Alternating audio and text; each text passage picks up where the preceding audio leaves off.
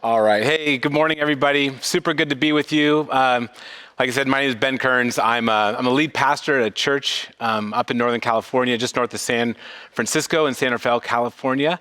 And it's kind of fun, right? Like, what in the world is a pastor doing at a tech company kickoff? And it does feel a little jarring, and I guess the question is, is it going to feel like fried chicken and waffles jarring? Like, that sounds pretty good. I can get my head around it. Or like hot Cheetos and milk, which was like this TikTok sensation, which I still have yet to try.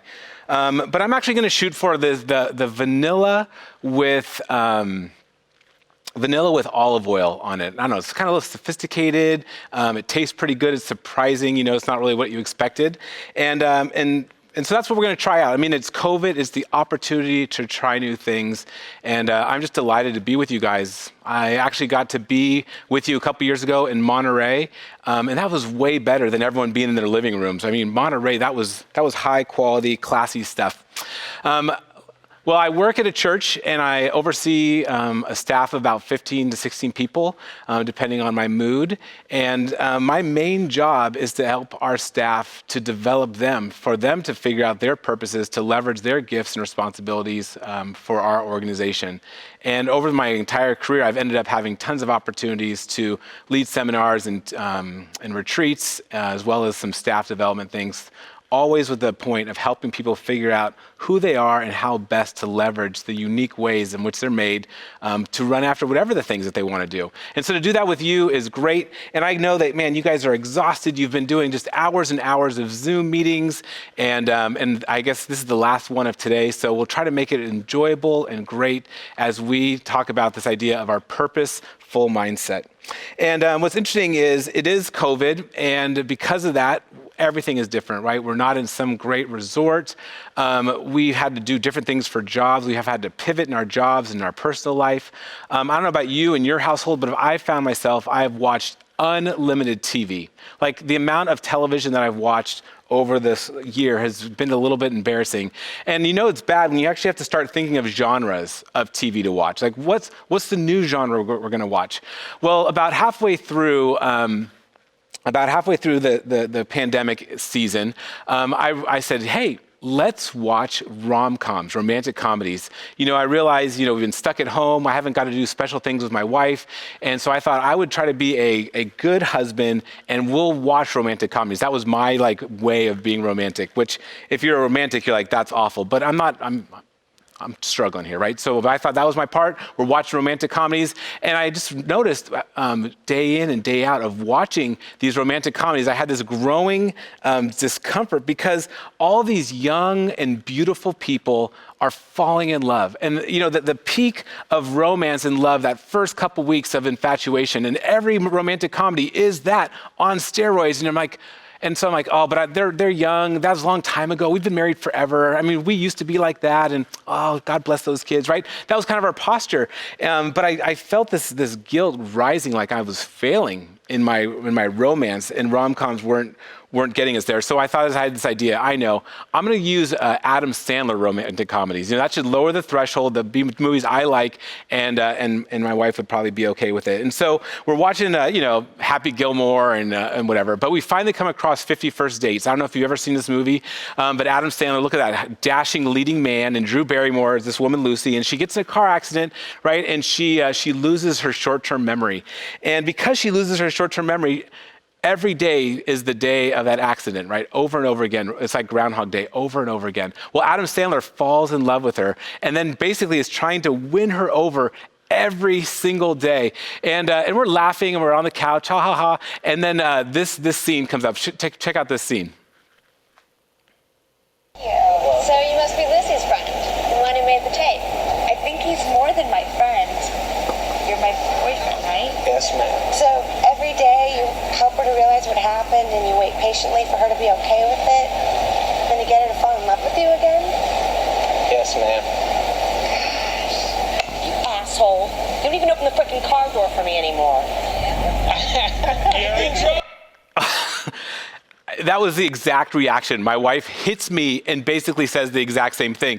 And because that is a totally different way of looking at romance. Romantic comedies are a results-driven mindset. I want to find somebody, I want to fall in love with them, I want to have a romantic first kiss, we're going to get married, we're going to have a kid. All of a sudden you have a kid and that's not romantic anymore. And then you're like, gosh, I need to get my kids out of diapers. I need to get my kid in preschool. Pretty soon you're like, I need to get my kid graduated out of the house. And before long, all of a sudden you are trying to get to retirement and death. Like, how did that happen? Because you were going from thing to thing to thing. That's right. That's what a results-driven mindset is all about. But 50 First Dates is a purpose-driven mindset. It's recognizing, no, it's not about getting to the next level of life. A purpose-driven mindset is about falling in love over and over and over again. And that's why it's a great movie, and that's why her friend was super offended by it as well. So that's what we're going to take a look at today. Moving past a results-driven mindset toward a purpose-driven mindset. And if you go to the resource section on your website, there's a worksheet.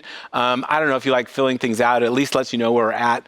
And it's just a helpful tool, because at the end of the day, if we're going to put this into practice, it's actually work that you have to do. I can't do this work for you. And so we're going to kind of take an overview and then begin to try to find some simple practical steps to put this into practice. So how do we move from a results-driven mindset to a purpose-driven mindset? So when you think of results, right, they end. They're a goal. There's an achievement that you're trying to do. And I found these little posters, right? Sometimes you see these posters in offices. Ambition, right? So here's a results-driven mindset. A journey of 1,000 miles sometimes ends very, very badly. I love that picture because that's what a goal is, right? Is a goal, and once you get to the goal, it's over and then it's done. Or sometimes you just fail miserably. That's a results-driven, an achievement-driven mindset. Now here's one for a purpose. This is a great purpose. This is one, every life has a purpose. It may be that yours is to remind others that things could be worse. In the same way, okay, maybe it's not the most inspiring purpose, but it is a purpose, right? Because it's something that it's a reason to be. It's a way to posture yourself, and you can't achieve it. It's a way of doing this thing, the why you exist, making others look better, or that's funny. Okay, so those are kind of simple examples, but here's something for us to think about. What results are you working towards? Right, so if you go on your worksheet or maybe in the chat, if you think, what results are you working towards personally? So think in your personal world, what are some of your goals? Most people have goals, New Year's resolutions. These are I put losing weight, saving for a car, saving for a house, saving for retirement. That's my midlife world, I guess, right now. Maybe your goal is to make a kid. Maybe your goal is to get your kid out of the house, right? We all have these personal goals, these achievements we want to accomplish in our personal life.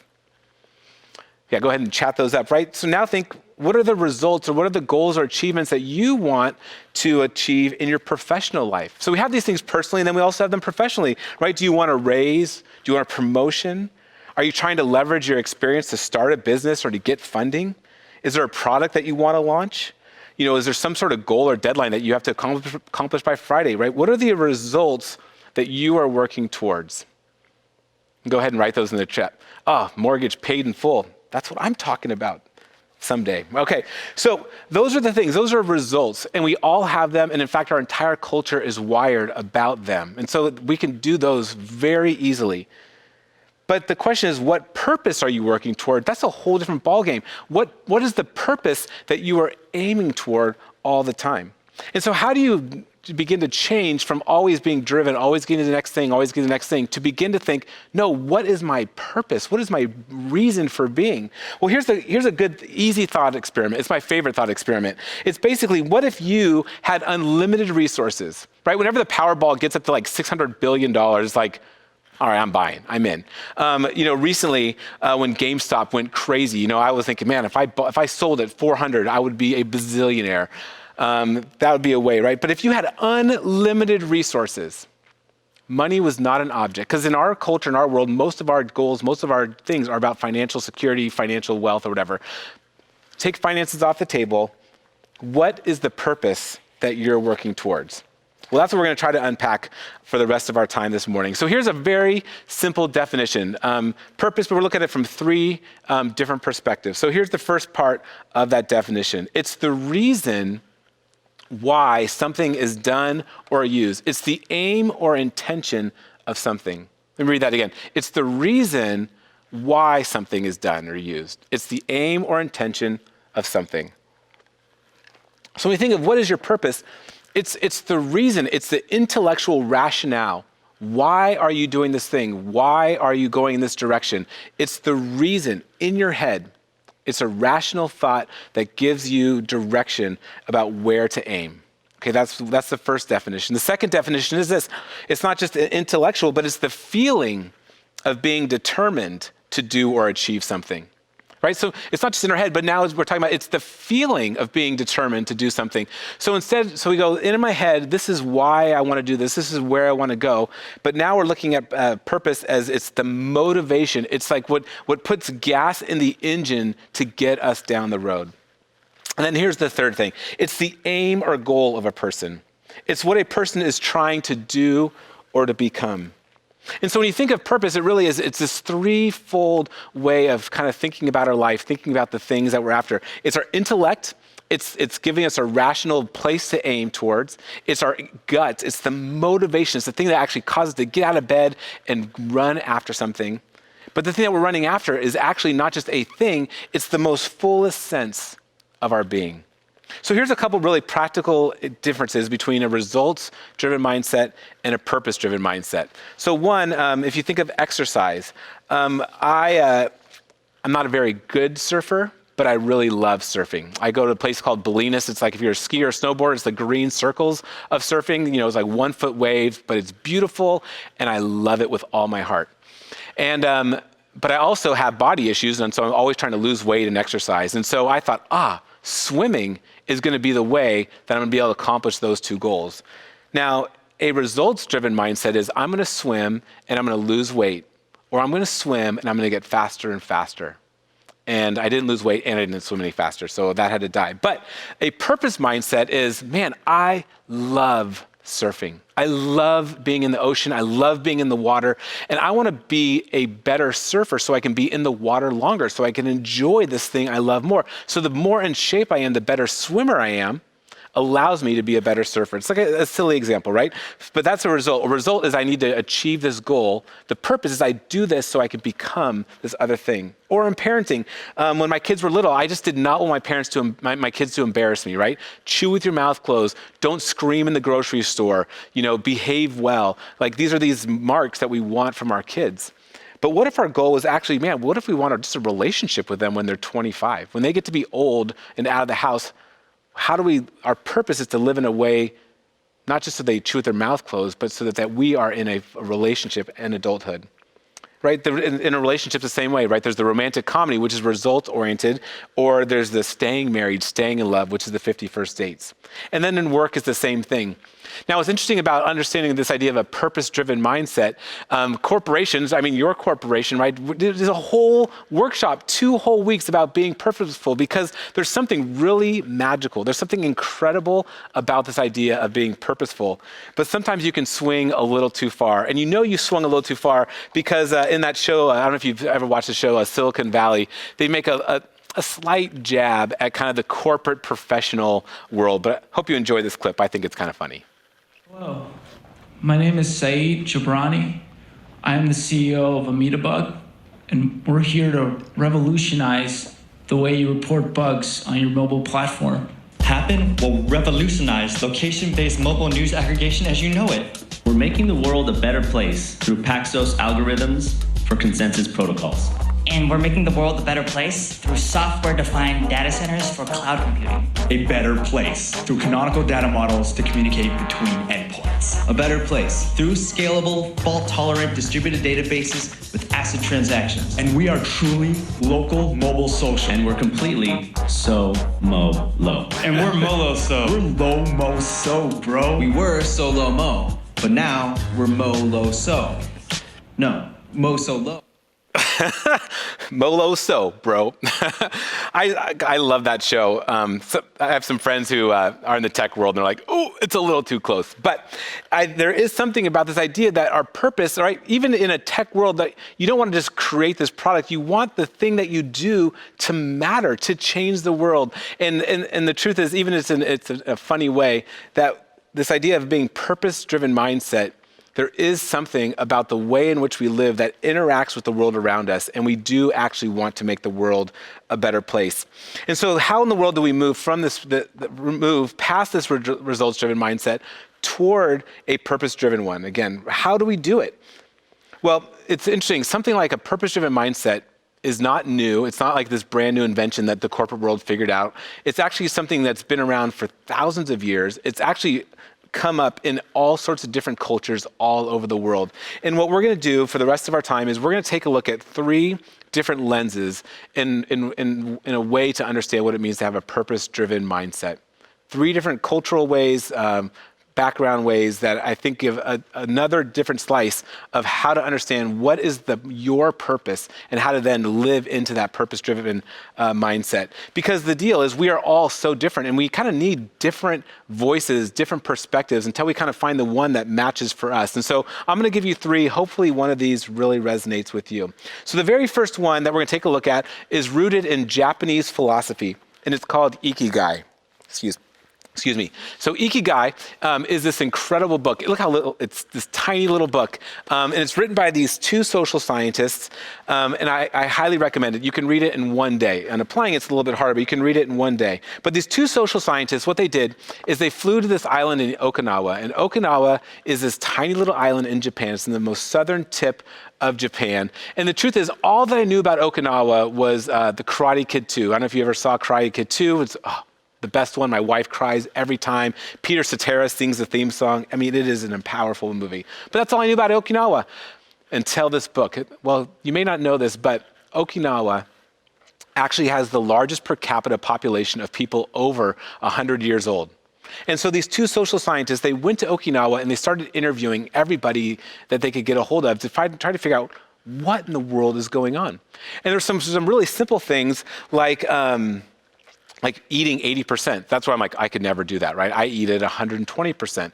But right, you don't always have to be full. They say, don't retire. Surround yourself with good friends. Smile.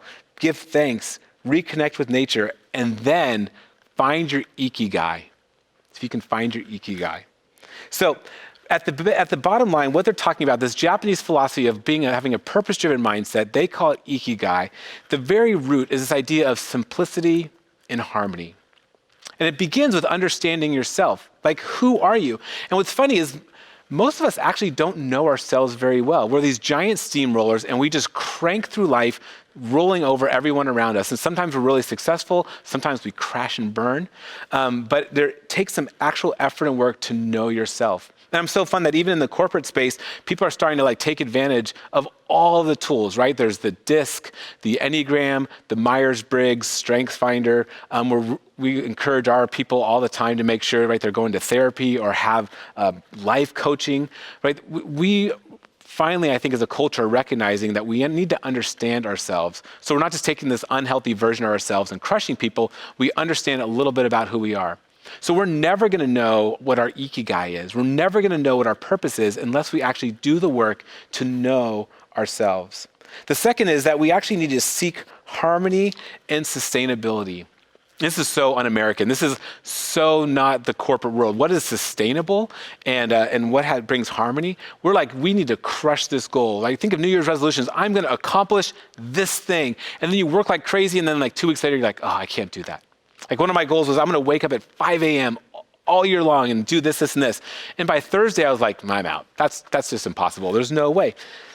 Well, there's this idea of iterative game theory. This is like my most favorite thing on the planet because it's this true science about game theory. And basically, it goes like this. There's these 2 rats. Scientists look at these 2 rats. There's a big rat and a little rat. And rats are social animals, and they like to play with each other. But what happened is the big rat would wrestle the little rat and would win, which makes sense. But if the big rat beats the little rat over and over and over again, the little rat finally just goes, I'm out. I'm never playing again. And so the big rat knows 20% of the time they need to let the little rat win. And when they let the little rat win, then they will play again. And that's the whole point. Iterative game theory is how do we do this over and over and over again? It's not how do I crank this out for this week, for this week, for this year? How do I live in such a way that I can be sustainable forever? Right? How do I work in a way? How do I live in a way? So part of finding our Ikigai is having sustainability. The other part is finding joy in the little things. I don't know if you've ever seen the movie Christmas Vacation with Chevy Chase, but man, as a dad, I resonated. Like you have all these dreams, all these expectations of how you want this incredible family vacation or Christmas break or Christmas experience to go. And then, your kids and the in-laws and the dog and everything just like fully crumbles. Well, the idea of Ikigai is that we actually find joy in all the things. You don't just wait and find joy when the job is done, when the goal is completed. All along the way, you find little joys, right? It's not just Christmas morning that matters. It's all the meal prepped together, sitting around the table with your family, or, it's all of the little things. And here's a very simple thing that you can do right now. Well, maybe you are doing it right now, but I'm going to do it in 25 minutes. We're all going to go to lunch, and we're all going to eat food. And a lot of times, we just eat food as a utilitarian thing. We just crank it in our bodies. But what would happen if you actually just pause and eat food and savor it, to recognize this is joy, right? All these tastes and all your senses in your mouth, like to be present when you actually eat your food. Like it'll slow down, take a chance in the world around you, right? That's the whole thing. Find joy in little things. And then here's the last thing, to be here and now, and to not multitask. And boy, talk about on a Zoom seminar. This is so hard. I mean, I can't tell you the amount of meetings I've been in where I've been on Zoom and then I'm watching a baseball game or a football game or Harry Potter or whatever. But how do you actually be present when you're sitting across from somebody, when you're at work, to be focused? I love this picture of these two friends. You just think, right, there's no technology. Gosh, what a beautiful moment. You can tell these people, they love each other. There's affection. There's no distractions. It's just like, right? To be here and to be now. And so when you think of the Ikigai, this Japanese philosophy, at the very center of it is this idea of simplicity, of harmony, sustainability, right? That's kind of the centerpiece. And at the very center is this idea of Ikigai. And on the worksheet, on the back of your worksheet, is this Venn diagram. So I'm going to put this up, and let's kind of just walk through this really quickly. So the very center is your Ikigai. So if you do these four things, which we all do, and you put them all together, the very center is actually your purpose, your Ikigai. And this is where it works hard, where you have to do the hard work of understanding who you are and knowing yourself. So one of the questions you have to answer is, what do you love? And then you have to answer, what are you good at? And sometimes what you love is different than what you're good at. And sometimes what you love and what you're good at is different than what you can be paid for. And then sometimes what you love and what you're good at and what you can be paid for is different than what the world needs. And you can see, right, this is such a complex diagram, and you can sit in it forever. But I wanted to give you an opportunity to write these little categories down, because part of this idea for you to understand your purpose, and therefore have a purpose-driven mindset, is to begin to work towards that center. What do you love? What are you good at? What can you be paid for? And what does the world need? Man, if you do that, you're going to find your Ikigai. And then if you do that and eat 80%, you could probably live all the way to 100. All right. We can take that down. If you want, you can just simply Google search that image. Boom, it'll pop up in a second. So that's one, right? So there's this Japanese philosophy. That's one lens of pointing towards what does it mean to have purpose, to find your Ikigai, centered around simplicity and harmony.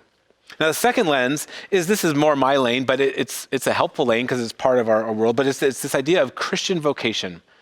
Or calling is kind of what we call it. And so just like Ikigai is centered around simplicity and harmony, calling or vocation is centered around service. Okay, so it's just a different lens. And here's a second book I'd like to recommend. This is a book by Barbara Brown Taylor called An Altar in the World.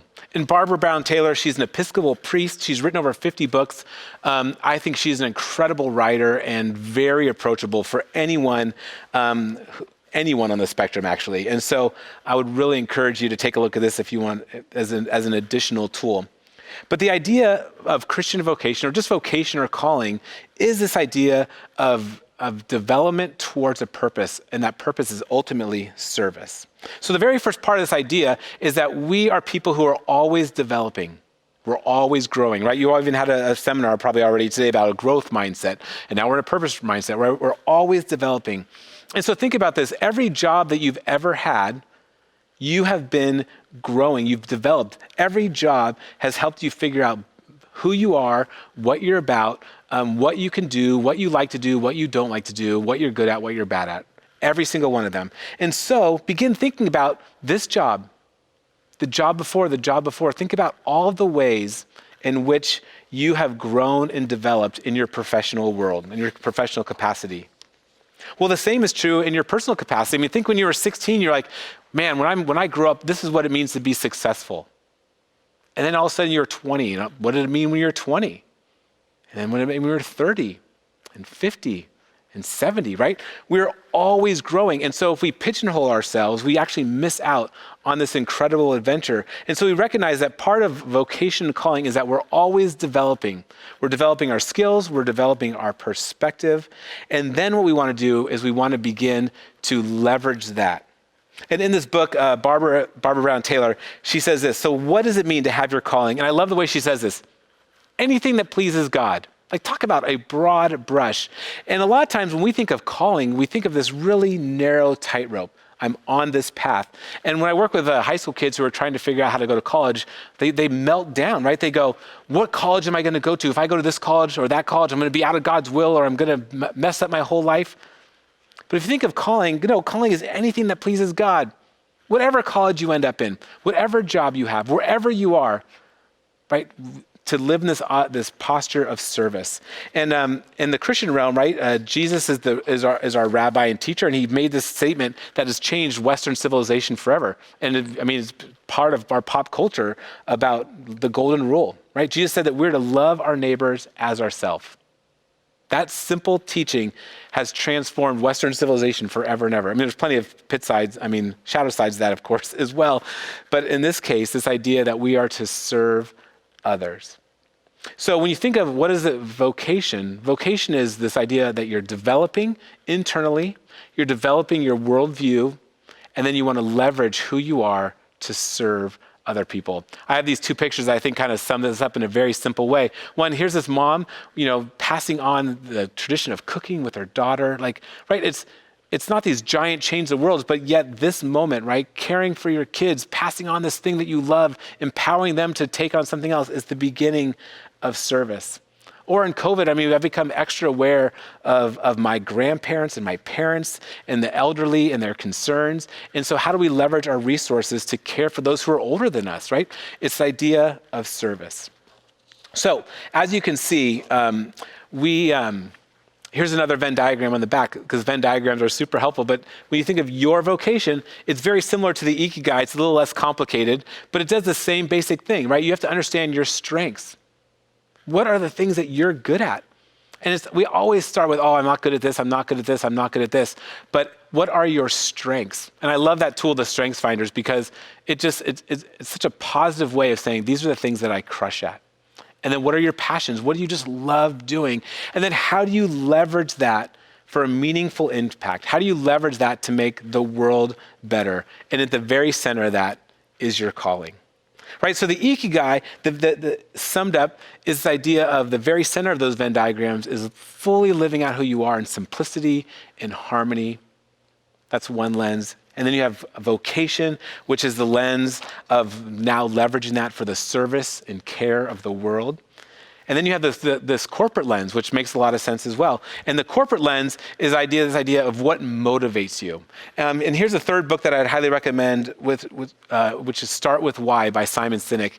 And he is a great speaker and a really compelling author. And I really enjoyed this book. And so this is a third way to understand your calling. What is the thing that motivates you? And what motivates you is the why. It's the purpose. The very beginning of the definitions, right? It was results. It was the reason why you do what you do. So we all do things, but the real question is why. And so here's a quote from the book. It says this: when I say why, I don't mean to make money. That is a result. By why, I mean, what is your purpose? What is your cause? What is your belief? Why does your company exist? Why do you get out of bed every morning? And why should everyone care? A lot of times in the business world, right, we just want to make the fastest, cheapest thing and sell it. But if we want people to keep coming back and back and back, there has to be a purpose behind it. And we all have brands that we buy into that actually motivate us because they mean something more than just the cheapest shirt or the cheapest product. And in this book, I mean, you can tell Simon Sinek, he loves Apple. Every example is Apple, Apple, Apple. And so, and what he talks about is most people think computer companies, they make computers. That's what they do. And how do they do it? They get cheap parts and they put them together and they sell them in bulk. Why? I don't know, to make money. Right? But Apple does it differently, right? So the way that he says this is, what do they do? They make great computers. How do they do it? Well, they're beautifully designed, simple to use, and user-friendly. And why do they do it? Everything we do, we believe in thinking differently and challenging the status quo. And because of this why, right? Because of this idea of why the company exists, they actually do way more than buy computers. People spend way more money on Apple computers than other computers, right? Because it's a brand, it's a lifestyle. There's a way in which that company has postured itself that people want to buy into. And so he says it this way. Here's our last diagram, the golden circle, which is the outside is what is it that you do, which almost all of us can identify. What do you do for your job? What do you do professionally? How do you do it? But the real question is, why do you do what you do? What is your purpose?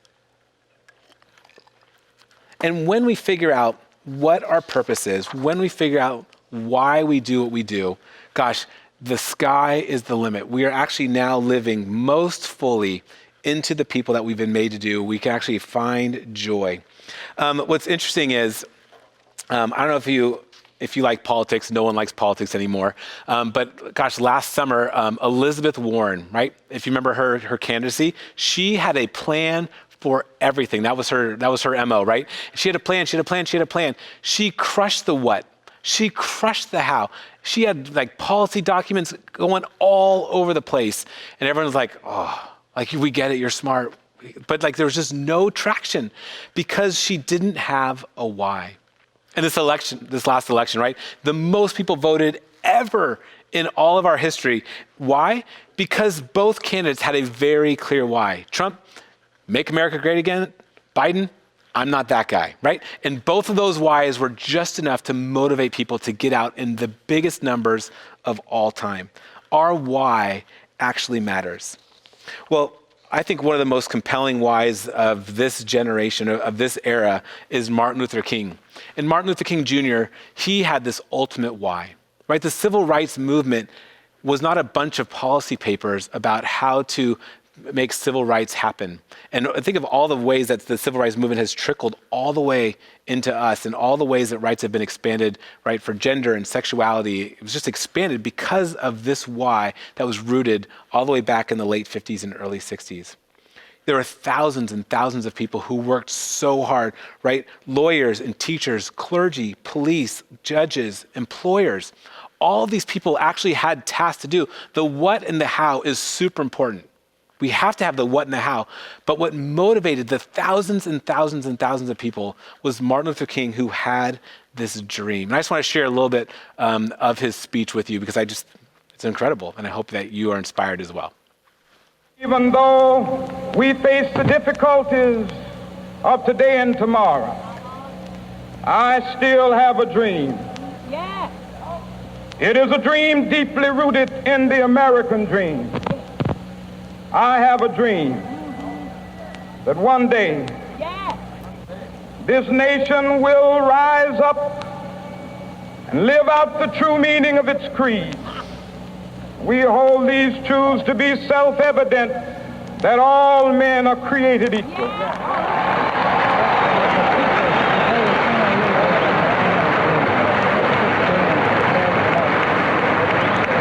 I have a dream that one day on the red hills of Georgia, the sons of former slaves and the sons of former slave owners will be able to sit down together at the table of brotherhood. I have a dream. Gosh, what an incredible speech. I mean, you think of the Declaration of Independence, the Emancipation Proclamation, and this speech, I Have a Dream, were three probably the most giant cultural markers that have set our country on this course. And so the why super matters. I mean, those are giant, lofty ones, but for you personally, in your personal life, you need to figure that out. Your bosses and supervisors, the head of your whole company needs to figure that out. Your leaders actually need to wrestle with why their company exists. Is it helpful for you to buy into that? Of course it is. But you need to know what motivates you. Why are you getting up out of bed in the morning and going to your job? Is it because of the why of your company? Is it for your own personal career or professional development? Or maybe your why is simply to have a job that allows you the freedom financially to do the thing that you want to do. Why do you do what you do? Right? And if we look at the Ikigai, we understand, right, that there's this idea of simplicity and harmony is the center of that really complex Venn diagram. Or is it this calling where you actually get to leverage your being for service? Or is it the why? What is the motivating thing? So here's the bottom line, is this quote from Henry David Thoreau, and says this: do not be too moral. You may cheat yourself out of too much life, but aim above morality. Be not simply good, but be good for something. So try this out. You are in a job for a reason. And sometimes it seems super monotonous. It's day in, day out, boring, whatever. But I don't want you to miss the reason why you're in your job, the why you're in your job, because all these interactions, as common as they are, actually all add up to really incredible things. Here's a fun quote of a scene from The Office that I think sums it up really well. Imagine going back and watching a tape of your life. You could see yourself change and make mistakes and grow up. You could watch yourself fall in love, watch yourself become a husband, become a father. You guys gave that to me. And that's an amazing gift.